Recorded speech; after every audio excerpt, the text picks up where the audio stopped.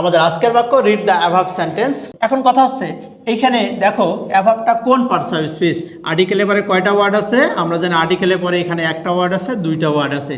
তাহলে প্রথম যে ওয়ার্ডটা সেটাকে আমরা বলবো অ্যাডজেক্টিভ, এবং দ্বিতীয় যে ওয়ার্ডটা আছে সেটাকে আমরা কি বলবো? নাউন বলবো।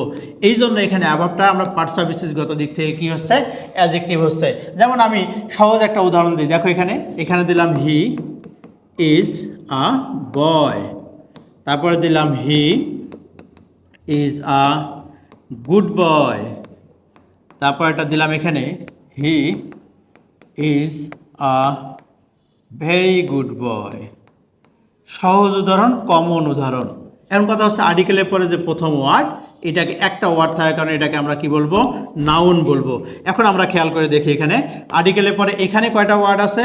এখানে একটা ওয়ার্ড এবং এরপরে আরও একটা ওয়ার্ড। তাহলে প্রথমটাকে আমরা বলবো অ্যাডজেক্টিভ, পরেরটাকে আমরা বলবো কি হচ্ছে? নাউন বলবো। এখানে দেখো আর্টিকেলের পরে কয়টা ওয়ার্ড? একটা, দুইটা এবং তিনটা। তাহলে প্রথমটাকে আমরা বলবো এখানে অ্যাডভার্ব, পরেরটাকে আমরা বলবো অ্যাডজেক্টিভ, এবং তারপরে যেটা আছে শেষ সেটাকে আমরা কি বলবো? নাউন বলবো।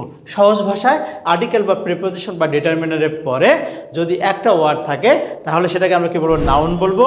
যদি দুইটা ওয়ার্ড থাকে প্রথমটাকে আমরা অ্যাডজেক্টিভ, পরেরটাকে আমরা নাউন বলবো। আর তিনটা ওয়ার্ড থাকলে প্রথমটাকে অ্যাডভার্ব, পরেরটাকে অ্যাডজেক্টিভ, পরেরটাকে আমরা নাউন বলবো। সেই দৃষ্টিকোণ থেকে আর্টিকেলের পরে দুইটা ওয়ার্ড, তাহলে অ্যাভাবটা এখানে কি হচ্ছে? অবশ্যই আমাদের অ্যাডজেক্টিভ হবে।